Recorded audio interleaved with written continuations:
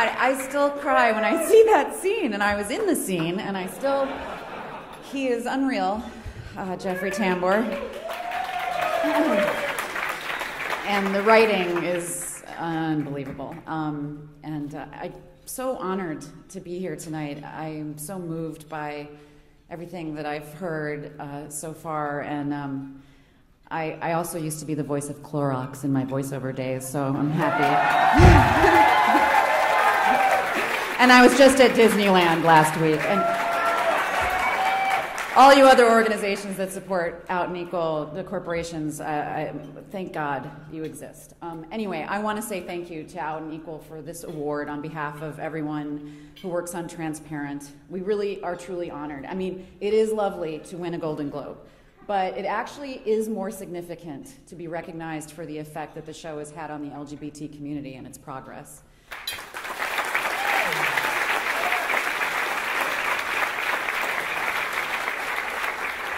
At our very first table read, our fearless leader and creator Jill Soloway said, quote, "I wrote this show to make the world a safer place for my parent to walk around in, so that my parent could walk out of their apartment and be safe."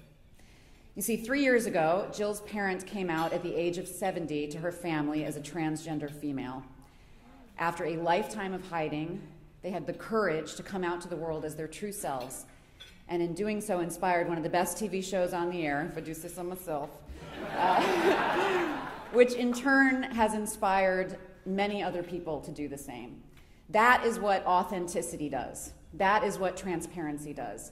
It inspires and ignites and illuminates and makes us our most creative and productive and best selves.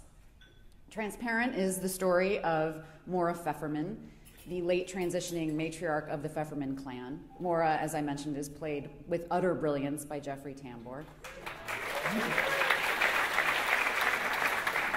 Maura is one of the few trans characters ever represented on TV and film that is not a prostitute or a prisoner or a drug addict. She is simply a parent and a professor and a human being living her truth. When Maura decides to come out to her family and live authentically, she inspires her 3 grown children to face their own issues of authenticity in the world. I play the oldest daughter, Sarah, who's inspired by her parent to live in her truth, which is, in season 1 at least, to leave her husband and reunite with her lesbian lover from college.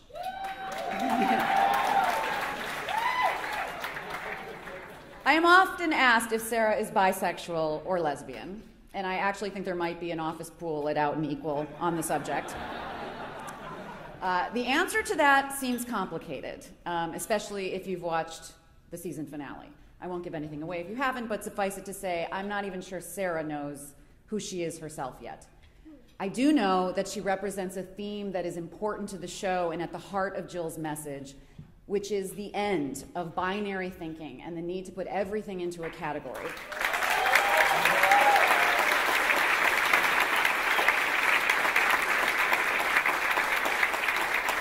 Male, female, gay, straight, black, white, as we evolve as a society, it becomes clearer and clearer that we are on a wide spectrum of existence, and our place on that spectrum is always changing, and that old ideas that limit us to categories on an application form are limiting and obsolete and outdated, as are our laws that categorize the same way.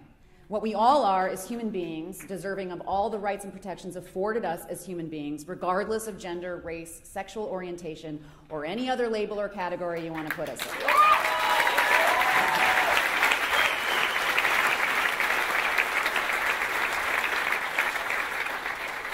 Transparent is dedicated to the complicated and the uncategorized, and to giving people who are typically otherized not only a seat at the table, but the head of the table, the position of guest of honor.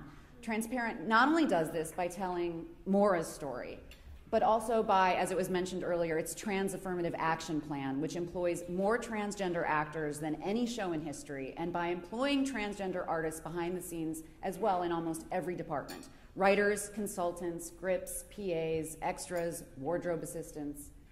And what that has created is a show that pulses with authenticity and compassion and brilliance. There is power and freedom and transparency on set, and that allows all of us to bring our best selves to the workplace. People are always telling me that this is my best work as an actor, and I always say it is because I am working with the best people, and I am working in an environment that not only allows me, but encourages me to bring my full self with all my creative powers and personal strengths and flaws. I am heard and accepted and protected, so I'm free to bring my best work. And we all deserve that in the workplace. We all do our best work. Thank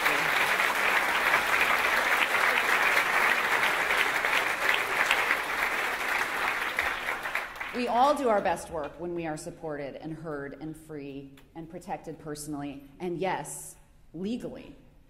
I've been blessed to work in a similar environment when I was a struggling young actress in Chicago. I was an event planner and fundraiser for the AIDS Foundation of Chicago. A workplace much like the set of Transparent and the office of Out and Equal, a place where you're allowed to be out and open and vocal, and because of that freedom, you are incredibly productive and content in your job. I felt really bad when I quit to be an actress full-time because I felt like my day job was important, like it had a purpose, whereas being an actress felt like a somewhat vain and self-indulgent pursuit. But thanks to Transparent, my narcissism can serve a bigger purpose. But seriously, I have been moved and overwhelmed by the response the show has gotten and by the stories I have heard from parents who tell me they understand their children better because of the show, or from children who understand their parents better, or most importantly, from people who understand themselves better. And understanding is the catalyst for change. People are dying to know what's going to happen in season 2. Well, the writers are writing, so I'm not exactly sure. In fact, one of our writers, Allie, is sitting right over there, so you can bug her for spoilers. She's responsible for the insane duck scene in, I think it was season 2. But anyway, I'd like to know too, so let me know what she tells you. I have heard the word Tinder thrown around. I've heard BDSM, which I had to look up. Let's just say Sarah's going there. I think I'm going to be on a rope, but whatever. What I do know is that it will continue to bring front and center those members of society that have been typically relegated to the fringe. Jenny Boylan, who's one of our producers and trans advisors, says, you cannot hate someone when you know their story. In telling Maura's story, we pave the way for understanding and change. But of course, with all progress, there's pushback, which is why the work of Out and Equal is so vital and necessary. We are in an unprecedented age of LGBT rights and freedoms. But as we all know, we must brace ourselves for those who still live in hate and fear and misunderstanding.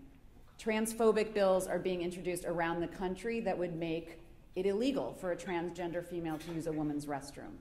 Right now in 32 states, there is no law protecting transgender people from being fired for being who they are. 7 women this year alone have been murdered for simply being trans.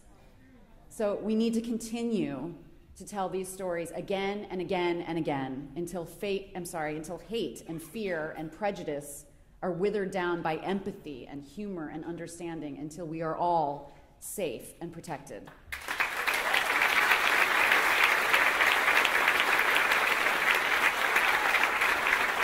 And I just want to say thank you again, Out and Equal, for honoring our story, and most importantly, for giving voice to so many others whose stories need to be told. Thank you.